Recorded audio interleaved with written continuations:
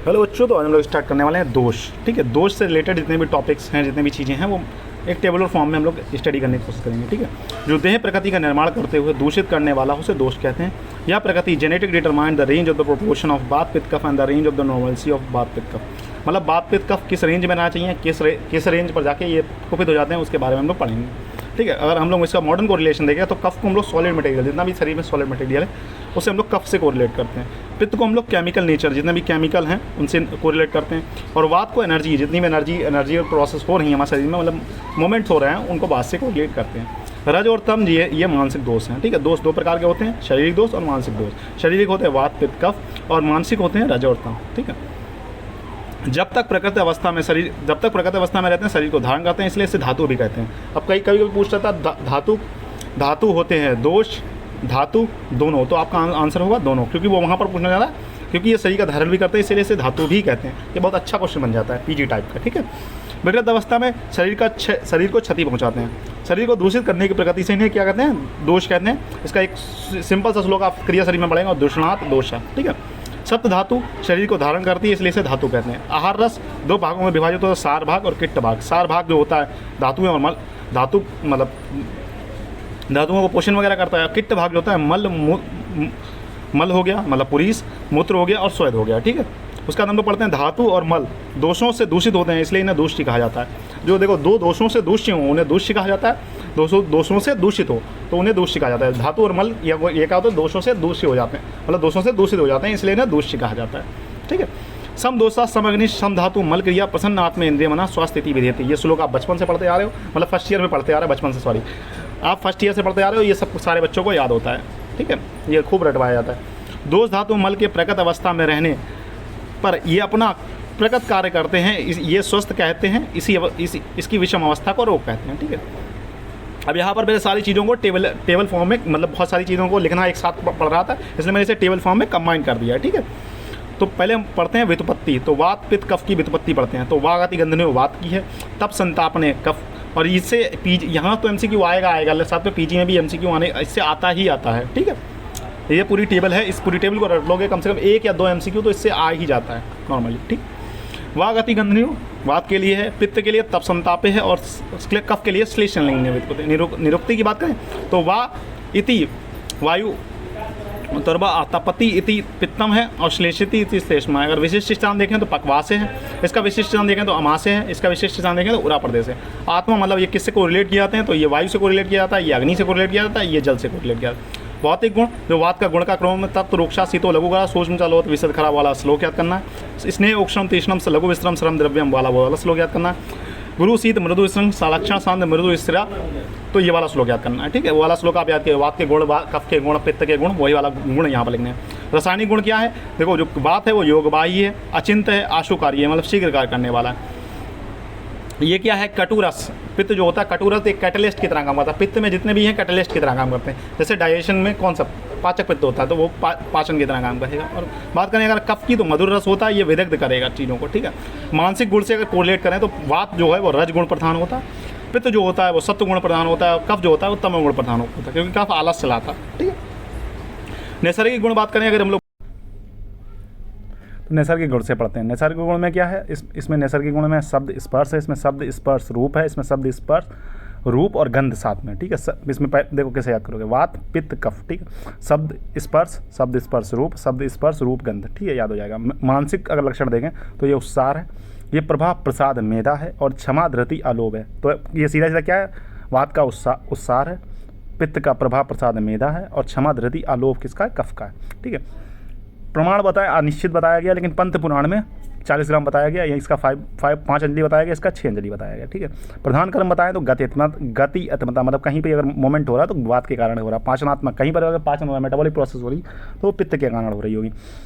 कहीं पर अगर पोषण वगैरह हो रहा है, कहीं न्यूट्रिशन वगैरह हो रहा है तो कफ से रिलेट किया जाता है। प्रतिनिधि अगर बताएं तो इसका वायु है, इसके सूर्य है और इसके चंद्रमा है। ठीक है, हम लोग बात करने वाले कर्म। कर्म का मतलब नर्वस सिस्टम से इसे कोरिलेट किया गया, इसे कैटाबॉलिक फंक्शन से कोरिलेट किया गया, इसे एनाबॉलिक फंक्शन से कोरिलेट किया गया, ठीक है।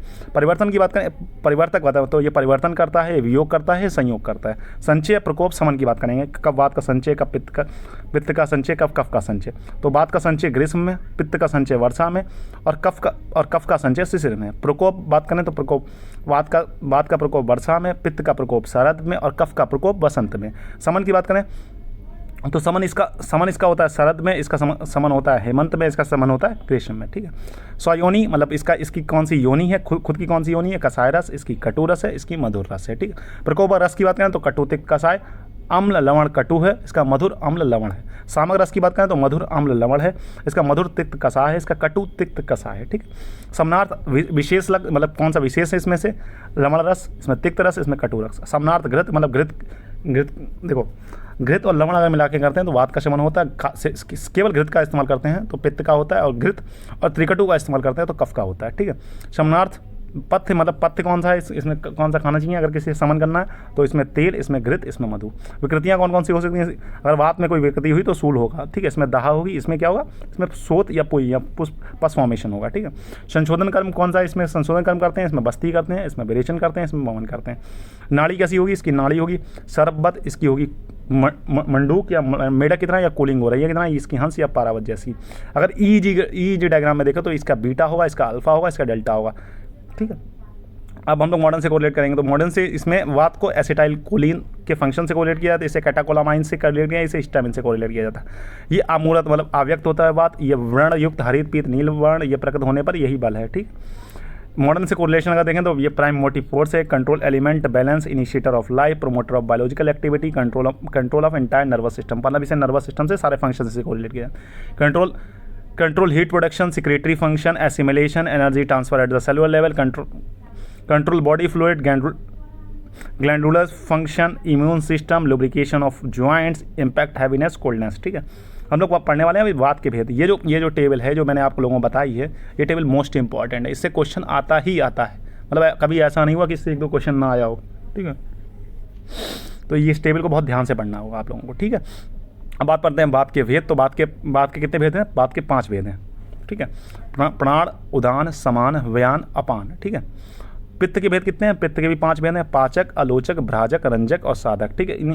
इनके बारे में मैंने डिटेल में इसलिए लिखा क्योंकि फर्स्ट ईयर में आप बहुत वात पित्त कफ बहुत अच्छी तरीके से पढ़ के आए, इसलिए मैंने वहाँ छोड़ दिया, वो भी आपके सिलेबस में है, हो सकता है पूछ ले, ठीक है। कफ के भेद, कफ के क्लेदक, बोधक, तर्पक, अवलंबक, श्लेषक, मैंने इन्हें छोड़ रखा है। ये भी प्राणवात भी पूछ सकता है स्पेशली अगर अच्छा पेपर बनाएगा तो बात को पूरे 10 नंबर में पूछ सकता है, तो वहाँ पर थोड़ा कोरिलेट मतलब फर्स्ट ईयर वाला है तो वहाँ से देख लेना, ठीक है। वात के सामान्य कर्म देखें तो उच्छाव अक्श्वासनी, सांस, चेष्टा, धातु, गति, समास, समो, मोक्षो, गति, मताम, भायो कर्म, अविकारजम।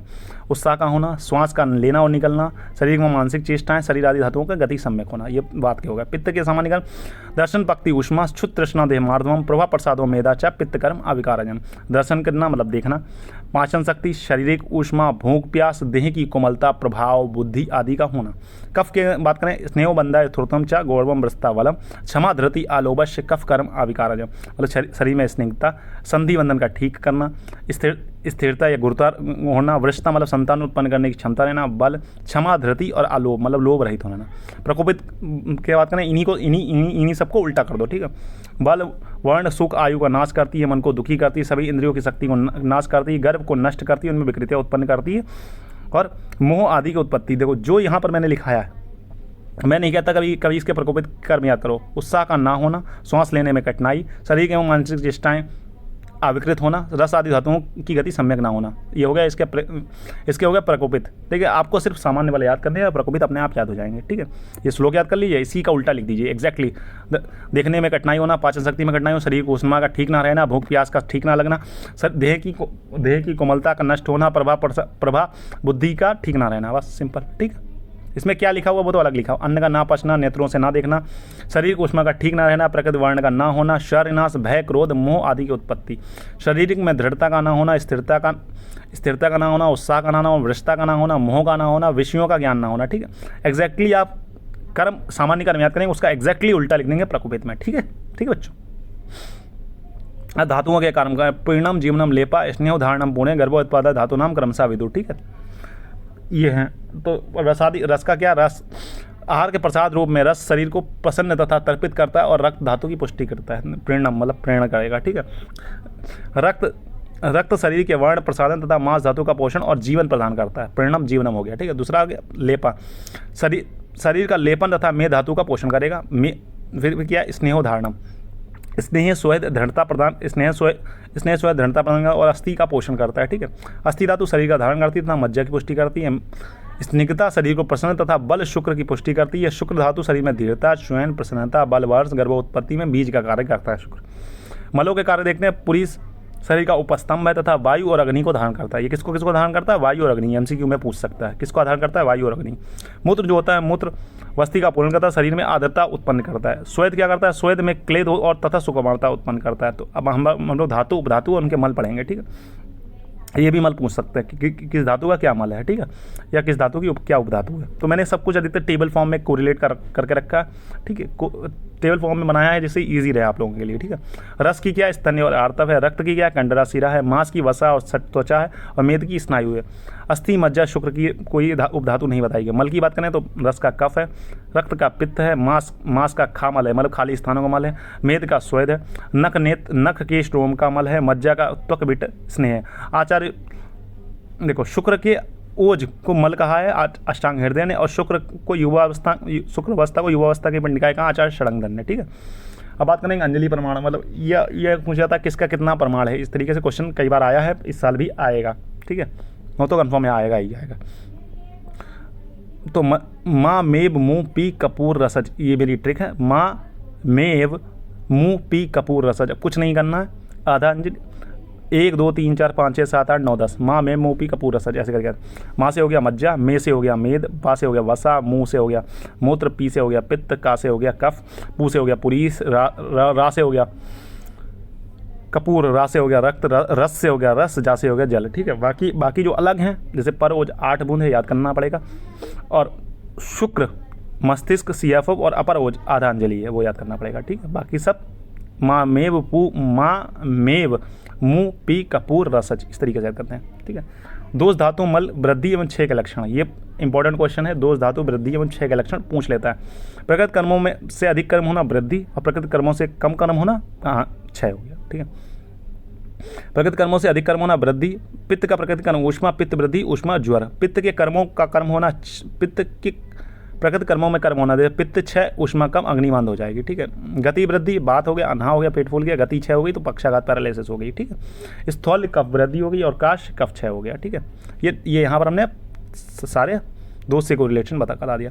धातु की वृद्धि का 6 एक देश भी हो सकता है और स्वदेश भी हो सकता है। एक देश मतलब एक जगह की धातु 6 हो गई या पूरे शरीर की धातु 6 हो गई। एक देश ही मतलब एक जगह की धातु 6 हो गई और या पूरे शरीर की। ज्वर में त्वचा में पित्त के उष्ण गुण की वृद्धि होती है और कोष्ठ में पित्त के उष्ण गुण की क्षय होता है। तो एक देशी हो गया, एक जगह बढ़ रहा है, एक जगह घट रहा है। ठीक है, अतिसार में कोष्ठ में जल की वृद्धि होती है और शाखाओं में जल की क्षय होता है। मतलब कोष्ठ में जो होता है जल बढ़ जाता है, इसलिए आपको अतिसार में बिल्कुल मतलब पतली लैटरिंग वगैरह होती हैं। ठीक है, और लेकिन शाखाएं जो होती हैं मतलब हमारी जो त्वचा वगैरह होती है उसमें जल की कमी हो जाती है, इसलिए ग्लूकोज चढ़ाया जाता है। ठीक है, 1 के 6 होने पर उसके प्रकृत कर्मों में हानि मिलती है तथा विपरीत गुणों में दोषादि की वृद्धि मिलती है। जैसे स्निग्धता अगर बढ़ रही है तो रुक्षता कम हो रही होगी, अगर ठंड में शीतता बढ़ रही है तो उष्णता कम हो रही होगी। हम लोग पढ़ते हैं दोष में वृद्धि, तो पहले हम लोग वृद्धि पढ़ लेते हैं। तो बात अगर वृद्धि हुआ तो काषण, स्फूर्णन, उष्णकामिता, निद्रानाश। ठीक है, ये श्लोक है, श्लोक याद करना चाहें तो सॉरी का, नहीं तो हिंदी याद कर सकते हैं। अगर बात बढ़ेगा तो दुर्बलापन होगा, त्वचा का कालापन होगा, शूल होगा, उष्ण पदार्थों की इच्छा होगी, निद्रानाश होगी, बल की कमी होगी। अगर वहीं पर बात का 6 हो रहा है तो चेष्टा मंद हो जाएगी, बोलने की शक्ति दुर्बल हो जाएगी, हर्ष का अभाव होगा और संज्ञा का नाश होगा। ठीक है, अगर पित्त की वृद्धि की बात करें, वैसे ये जो टॉपिक है, जो ये जो बात वृद्धि पित्त, ये नॉर्मली सेकंड ईयर में तो नहीं पूछेगा, फर्स्ट ईयर का टॉपिक है। फर्स्ट ईयर लेकिन पूछ भी सकता है, तो इसे एक बार देख के जाएंगे तो ठीक रहेगा। वैसे नॉर्मली नहीं पूछेगा क्योंकि फर्स्ट ईयर का टॉपिक है नॉर्मली। ठीक है, पित्त वृद्धि की बात करें तो त्वचा का पीला होना, शरीर का ताप बढ़ना, अल्प निद्रा, प्यास का बढ़ना। ठीक है, पित्त अगर 6 होगा तो अजीर्ण होगा, वर्ण विकार होगा, दृष्टि की कमी होगी। ठीक है, कफ वृद्धि की बात करें तो कफ में क्या होगा, त्वचा का वर्ण श्वेत हो जाएगा, शीतलता का अनुभव होगा, स्थिरता होगी, गुरुता होगी, अवसाद मतलब डिप्रेशन वाली कंडीशन आ जाएगी। अगर 6 होगा कफ का तो रुक्षता होगी, संधियों में स्थिरता होगी, दुर्बलता होगी, रात्रि जागरण होगा और तृष्णा होगी। अगर बात करें हम लोग धातुओं की तो हर धातु की 6 और वृद्धि पढ़ेंगे। ठीक है, तो पहले है रस धातु, प्रसेक, आरोचक, हल्लास, स्रोतो अवरोध, अंगमर्द होगा। क्षय हो गया तो हृदय शूल, शून्यता होगी, तृष्णा होगी, रुक्षता होगी और शोष होगी। रक्त की बात करें तो त्वचा का रक्तवर्ण होना अगर बढ़ रहा है तो, सिरापूर्णता, विषर्प हो सकता है, कुष्ठ हो सकता है, रक्तपित्त हो सकता है, प्लीहावधि, मतलब जितने स्किन डिसऑर्डर्स होंगे सारे। इसमें क्या परुषता, स्फुरता, मलाना, त्वक रुक्षा, रक्तक्षय, ऐसे करके है इसका श्लोक, ठीक है, जब फर्स्ट ईयर में पढ़े होंगे।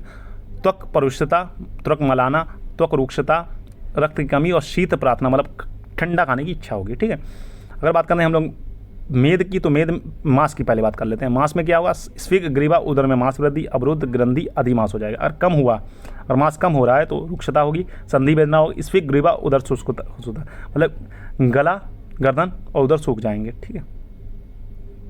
इधर बात करेंगे मेद की, तो उदर वृद्धि होगी, कास, श्वास, दुर्गंध और दुर्बलता होगी। इधर बात करें तो संधि स्नूनता, मेदुर प्रार्थना, रोक्ष और प्लिया वृद्धि। मेद 6 का पूछ लेता है, क्योंकि मेद के 6 होने पर प्लिया वृद्धि हो रही है। बच्चों को लगता है कि मेद के बढ़ने पर प्लिया वृद्धि होगी, ये इसलिए मैंने इसे अंडरलाइन कर रखा है, ये सबसे अलग है, ठीक है, एकदम, मतलब इसमें तुक्का नहीं मार पाओगे। तो अस्थि धातु की अगर वृद्धि हो रही तो आद्याति असिदंत, और केश अगर 6 हो रहा तो केश, नख, रोम गिर जाएंगे क्योंकि ये इसके मल हैं। श्रम, संधि स्थौल्य हो गया, अस्थि सूल होगा, अस्थि तोंद होगा। मज्जा की बात करें, सर्वांग गुरुता और नेत्रों में गुरुता। अस्थि का क्षीण होना, क्योंकि मज्जा के अंदर अस्थि, मतलब अस्थि के अंदर मज्जा होती है, ठीक है। अस्थि का क्षीण होना, शरीर अस्थियों में लगता होना, भ्रम, वात रोग, अस्थि तोंद हो जाएगा, ठीक है। बात करें हम लोग अगर शुक्र की, अगर शुक्र बढ़ेगा तो अति प्रवृत्ति, मतलब शुक्र की बहुत ज़्यादा निकलेगा। शुक्र अस्मरी हो सकती, अति स्त्री कामता, मतलब एक्सेसिव सेक्स डिज़ायर हो जाएगी, ठीक है, अगर शुक्र की बहुत ज़्यादा वृद्धि होगी। दौर्बल्य होगा, पांडु होगा, श्रम होगा, मेड डर में वेदना होना, पेन इन पैनिस हो जाएगा, ठीक है। मल की बात करें तो मल अगर वृद्धि होता है, पुरुष अगर बहुत ज़्यादा बढ़ गया है तो अटोप, अधमान और कुक्षिशूल, और वहीं पर घटेगा तब भी सेम बीमारी होगी, ठीक है। मूत्र अगर बढ़ेगा तो मूत्र मात्रा में वृद्धि, वस्तितोद, अधमान। वस्तितोद, अधमान आप 6 में भी लिख सकते हैं, ठीक है। मूत्रकृक्ष, पिपासा और वस्तितोद, अधमान आप मूत्र 6 में भी लिख सकते हैं, ठीक है। स्वेद, त्वचा दुर्गंध, कांडू और स्वेद अधिक। इसमें क्या होगा, मलयानों में शून्यता, त्वक शून्यता, रोमों का गिरना और रोम का कम निकलना, ये स्वेद कम निकलना, ठीक है।